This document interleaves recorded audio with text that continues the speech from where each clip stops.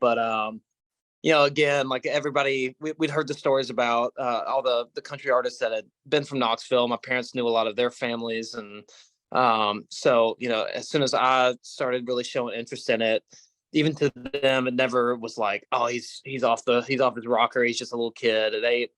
They took it just as serious as I did. So I was blessed to have a family that, even though they didn't grow up doing music themselves per se, but they definitely believed in me, and couldn't have done it without them. Awesome, dude. Well, I'm Adam, and this is about you and your journey in music, and we'll talk about the new music you have coming out as well. Awesome, dude. Let's go. Awesome. So, born and raised, you're from Tennessee, correct? I'm from Tennessee. I'm from Knoxville, Tennessee. Old East Tennessee, man, and proud to be from there.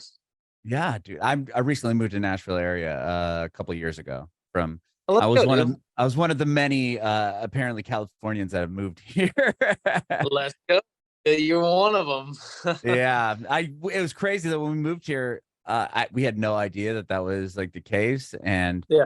we came in like officially in February 21, and like everyone's like, "Oh my, you're like the blah blah blah's person from California I met." I was like, "Oh my gosh, really?" Random. But yeah, dude. Okay, so grew up in Knoxville. What was that like?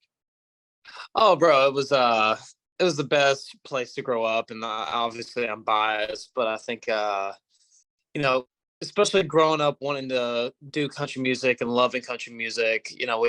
We've got Dolly Parton that's from here, and Kenny Chesney, and Morgan Wallen, and Kelsey Ballerini, and Chet Atkins, and the list goes on. And it just was, it's such a realistic place for me to have that dream, because so many people had known somebody that had made it to Nashville and made a career for themselves in the thing that I wanted to do. So I couldn't have been more blessed, because I think if I would have grown up anywhere else, it would have seemed like a pipe dream. But to me, it was realistic, and it was something that I felt like I could achieve since I was a little kid. Yeah, I did read that you said at like 5 you wanted to do this. Oh, absolutely. Yeah, I remember I got I tell the story a lot. I got my first guitar when I was 5, and it was a toy guitar for Christmas that my papa bought me. And it, even though it was a toy guitar, probably cost my grandfather like $30. It didn't seem like a toy. It was something that just lit me up, and I was like, that's my device. That's my boat to wherever I'm going to be going. And I was right, man. That's one of the first memories I have in my life, and it's a good one, and really got me where I am. Yeah, with that toy guitar, how long did you play that before you got maybe Oh something a gosh, little I bit played nicer? it that week, that Christmas week between Christmas and New Year's. I historically, my family played it till my fingers literally bled in mine and my brother's bunk beds, and they had to take it from me. But I probably had that for a couple years until I actually started taking guitar lessons, and I got a nicer, really bad guitar. But it was definitely the first thing. My parents still have it down in the basement, and so Oh, yeah, that's awesome. definitely. So, with the with that toy guitar, you got that from your papa, but was that something that you like? Was anyone else musical in your family? Did he play guitar, or did your parents do anything with music? Or Yeah, my grandfather definitely, he kind of thumbed around on it on the front porch on Sundays, but not really. I say this as a joke, but it's also a very serious fact. My dad was an Elvis impersonator that's for fun awesome. with his buddies in high school. But it and I have the video proof for anybody that wants to know. But yeah, I think that's the closest thing to actual performing talent that we had in my family. But again, like everybody, we'd heard the stories about all the country artists that had been from Knoxville. My parents knew a lot of their families, and so as soon as I started really showing interest in it, even to them, it never was like, oh, he's off his rocker. He's just a little kid. They took it just as serious as I did. So I was blessed to have a family that, even though they didn't grow up doing music themselves per se, but they definitely believed in me, and couldn't have done it without them. That's amazing. Did your dad do the Elvis impersonation thing just in high school, or is that something he would like do when you were older? Like, oh, I'm gonna just be It an was Elvis funny because impersonator at like a wedding or yeah, something. It's funny. I think Nicole Gallion wrote a song. She's a big songwriter in Nashville, but she wrote a song called "Weddings and Funerals," and my dad, that's what he did with his buddies, because it was like 10 years after they graduated from high school. They started realizing that they only saw each other at weddings and funerals, and they were like, we gotta start hanging out, doing stuff besides this, and they got together and I guess got a little too much drinks in them and started impersonating people one night. And they were like, we should do this like more often. And so they just would have a party, rented a clubhouse, and they would just have people from the little small town from north of Knoxville come over, and they would dress as their favorite dead old rock and roll star or country star. And they would just have some drinks, have fun. And it blew up, and it became a thing that a lot of people in the Knoxville area knew about and would come to. And they did it for like 6 or 7 years, but they retired, unfortunately, when I was born. So Okay, so you never got to witness it firsthand. You just have the footage. I just got the footage, which is I think enough. Yeah. So you started taking guitar lessons, what, like you said, a couple of years after you had got that first guitar?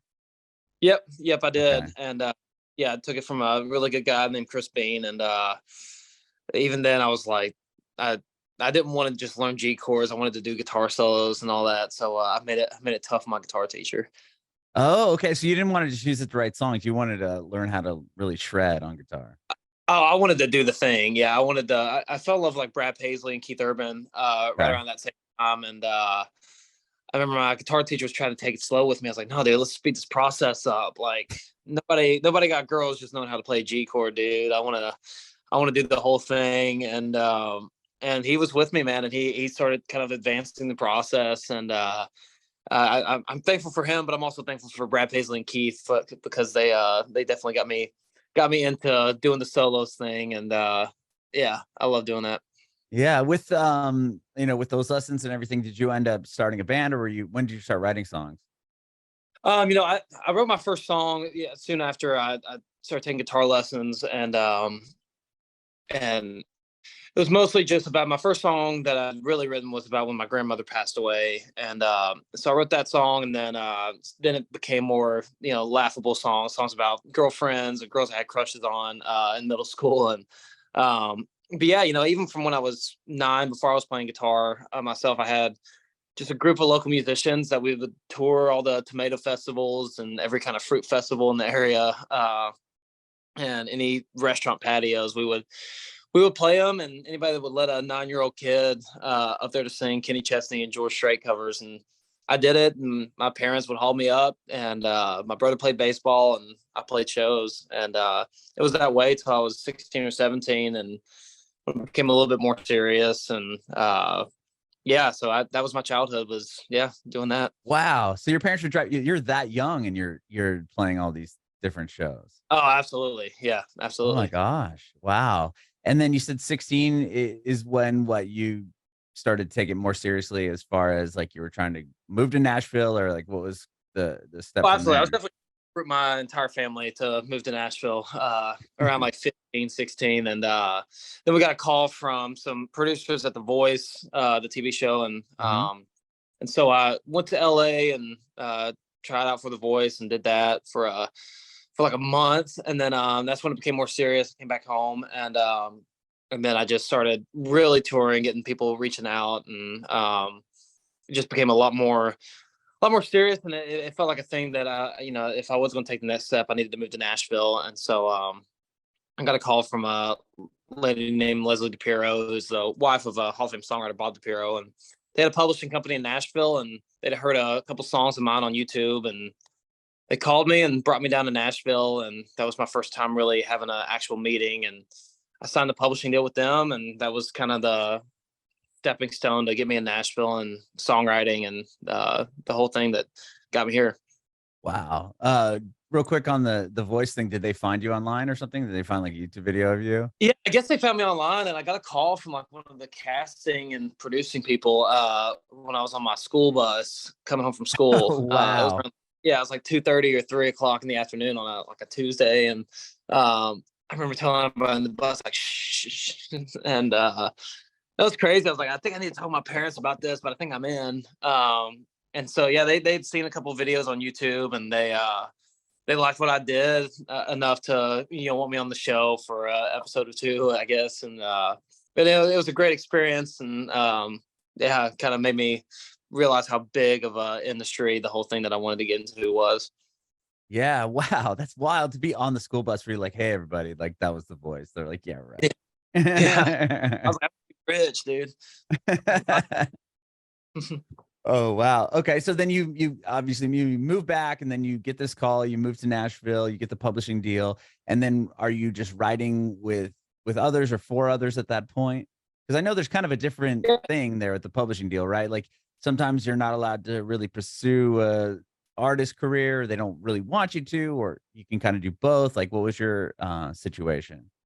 absolutely. For me, it was one of those things where I thought that publishing deal was a glorified record deal, or the first thing before I signed the record deal, which was not the case. I thought I was going to move to Nashville, be a big star in like 2 months. And, it was a wake up call for me. I'd only written songs by myself in my bedroom at my parents' house. And so, when I got to Nashville and I had somebody booking my calendar like a publisher in Nashville does, they were just booking me rights with random people that I'd never known. And of course they weren't really known either. They were new at the scene. And I just, it was a shock. I felt like a fish out of water. And it was a tough like year and a half, 2 years. And I lost that first publishing deal. They dropped me because my songs were terrible. I didn't know what I was doing. And I just really wasn't taking it seriously because I really didn't know what was happening. And but it was a blessing in disguise because I realized, if I wanted to keep doing this, I needed to figure out how to write good songs. And because my songs weren't good, and I was playing them live, and they just weren't good.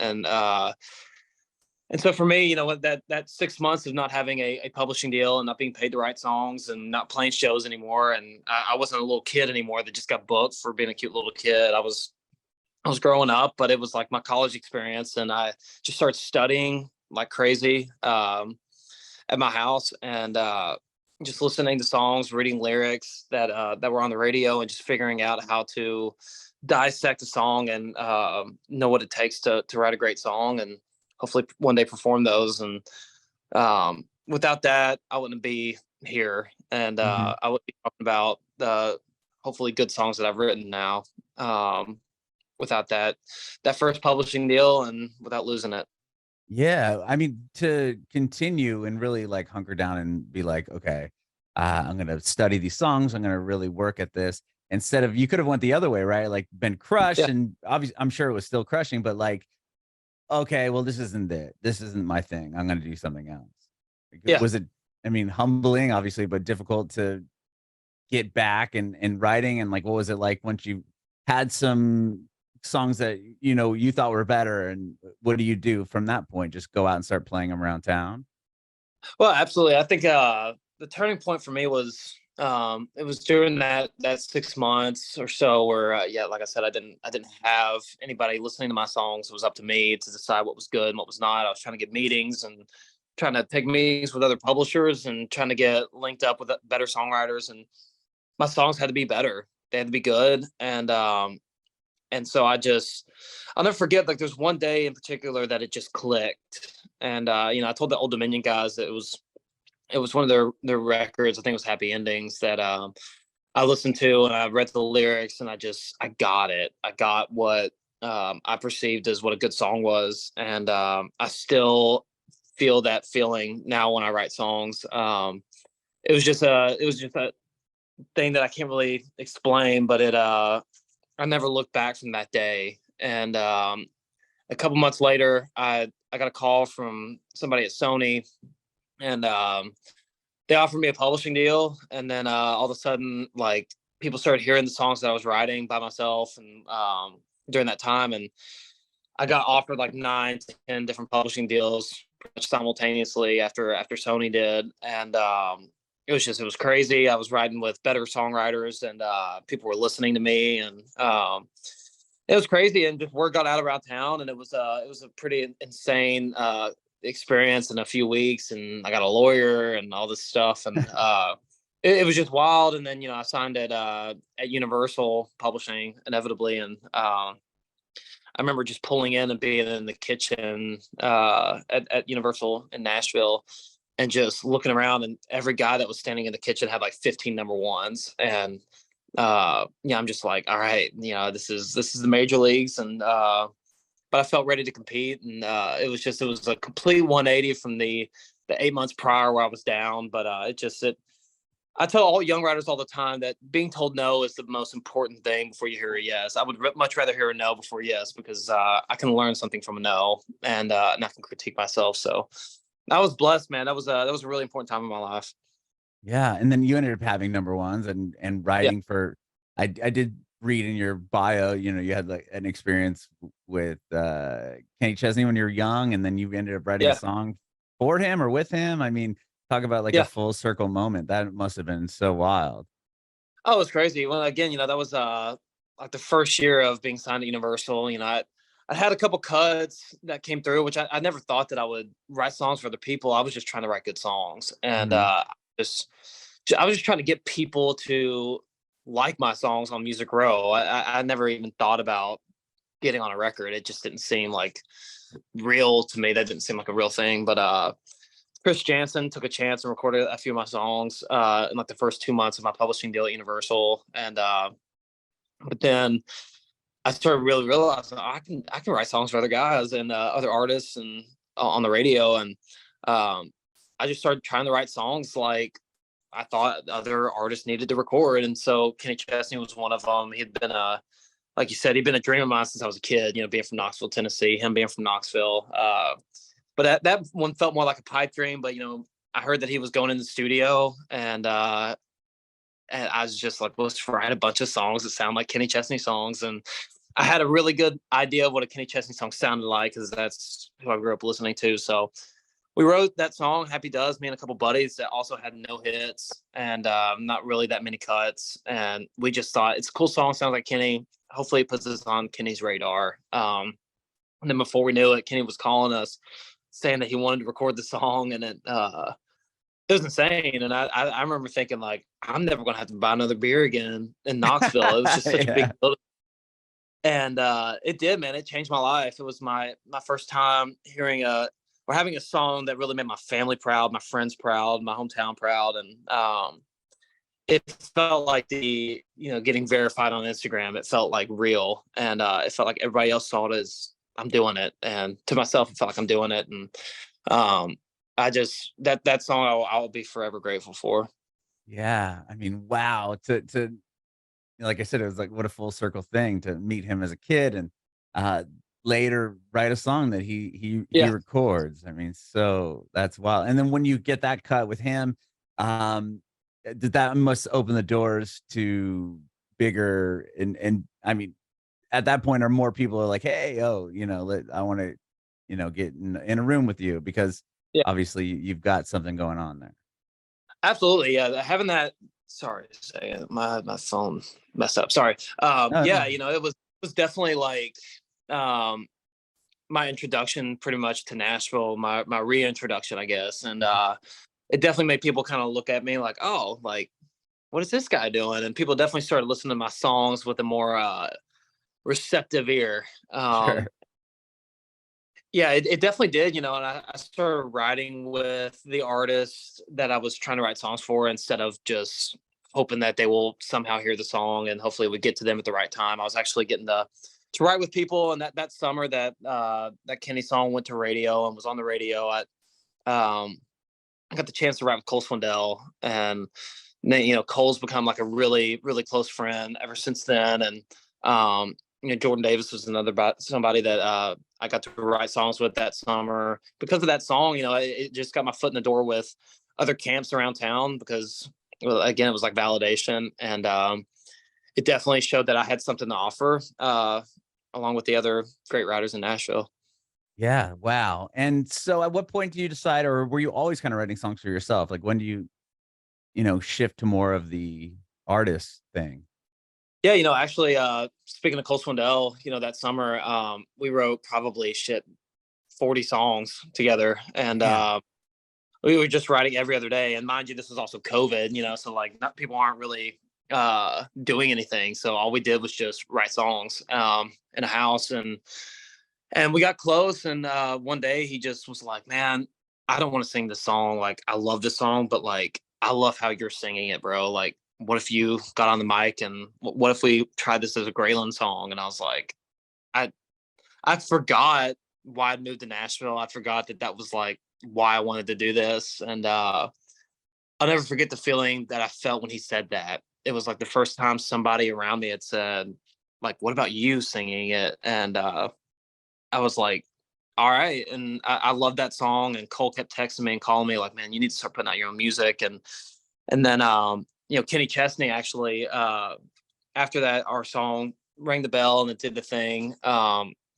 He hooked me up with his management company and was like, "Y'all need to work with this kid. Like, he's sending me great songs. I love his voice." And so Kenny's management signed me, and it was kind of off to the races from there. And yeah, kind of started with those two guys. The Kenny song led me to Cole, and the Kenny song got me my publishing or my management deal, and inevitably my record deal. So shout out to those two guys if they're listening.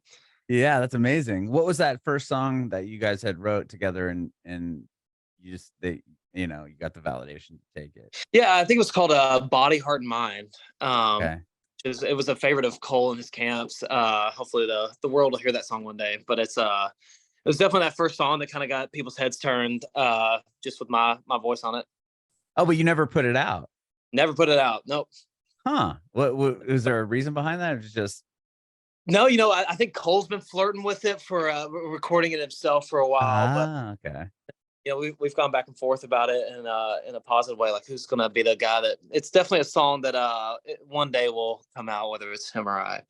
Okay, that's cool. And Yeah. then so you start at that moment, are you get like the record deal and all those things kind of happen after the fact, but like were you once you decided, okay, like this is a great validation, I want to do the artist thing again, like are you still writing for other people at that time, or like are you shifting completely to your own thing?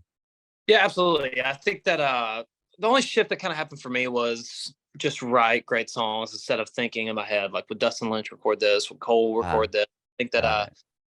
and I just kind of started writing great songs. And especially when I was writing with guys like Cole and Jordan and even Kenny and other artists. It's one of those things where we're trying to write a great song, and hey, Kenny, James, and Cole, if you guys record this, sick. If not, and I love the song, I'll record it. So and then if I don't record it, hopefully somebody else will record it. So it's kind of like we got like 6 backup plans when we're in the writing. And it's just a lot more freeing creatively. We can just kind of write whatever we want, whatever's on our hearts that day, and not really worry about the vessel that's going to get it to the fans and to the Spotify's and Apple Musics and stuff. So Mhm. we're having fun just writing songs and seeing what happens. That's awesome. You put an EP out last year? Is that what I saw? Yes, All yes, right. sir. He's out, and yeah, been putting songs out and about to put some more out. Yeah, you had a big record in the beginning of the year with My Future. I mean, that one has like 2 million plays on Spotify. Yeah, that was definitely a shocker. Yeah, it was one of the first songs that like blew up on TikTok. It was just my song, and yeah, definitely was a big door opener to a lot of cool things. And yeah, Yeah, good what old was that heartbreak. like? Did you just throw it up on there, like you playing in front of your phone or something? Like, how did it Yeah, begin? I was supposed to put other songs out, and then I posted that song once, and it was just like, oh Lord, and talked to management like, what is happening? So we just expedited it, and yeah, just I mean, I pretty much just put the demo out, and I was self-producing, trying to save money, and just dropped it as fast as I could, and yeah, it's been a game changer for me. That's amazing. And you recently put out Undermine. That's the newest record, right? Yeah, definitely Yeah. the newest. Yeah, it was kind of the last song that we were planning on independently releasing, and then I signed a record deal, and we already had plans to put it out, and so they facilitated it and helped us get it out there, and it's been a fun song to have out there, and kind of buy us time for putting the songs that we've been holding back for bigger distribution, and just a bigger outlet for songs that are even closer to my heart than the ones that I've put out so far.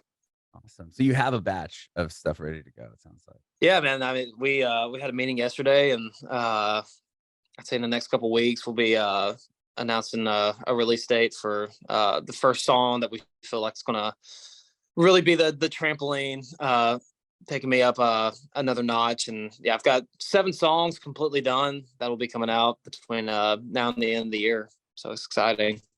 That is exciting. And are you still writing with the same people? I mean, Cole Absolutely. and those guys. Okay. Absolutely. Yep. So riding with those guys, actually touring with Cole and Jordan Davis in the fall. So going to do a lot of riding, attempting to play golf. I say attempting for me because I'm not great at it, but yeah, it's gonna be a good time. And it's just, again, it's a lot more fun to be creative these days. I love it, man. I played golf for the first time in like 20 years last weekend when my dad came to town. And Nice. man, yeah, I was better than I thought I would be, but that sport is difficult, but it's a lot of fun. I want to get back It's out definitely there. not riding a bike. I'll say that. Yeah, 100%. Well, thank you so much, Greylan, for doing this, man. I appreciate your time today. Well, man, I appreciate you guys. Thank you so much for the support, and excited to get y'all the new music. It's gonna be fun. Awesome. I have one more question. You answered it earlier, but I'm gonna ask it again. If you have any advice for aspiring artists. Yeah. It's like I said earlier, I think that hear the word no and be okay with it, and take more pride in the work that you do on the defense, because I think that everybody hears yes, especially in a time like now. We're talking about TikTok, and we're talking about this validation that you can get from just recording a song in front of your phone. But I think that that's dangerous sometimes, because you don't really learn a lot from people telling you you're great. That feels more like validating. And I think the thing that every great songwriter and every great creator, I think every great athlete and actor, anybody in the entertainment industry or really any industry, learns from criticism and constructive criticism. And just be hard on yourself and fix what you're doing wrong. And I promise you'll get to doing stuff right by fixing those things. So I'd say that's my biggest advice.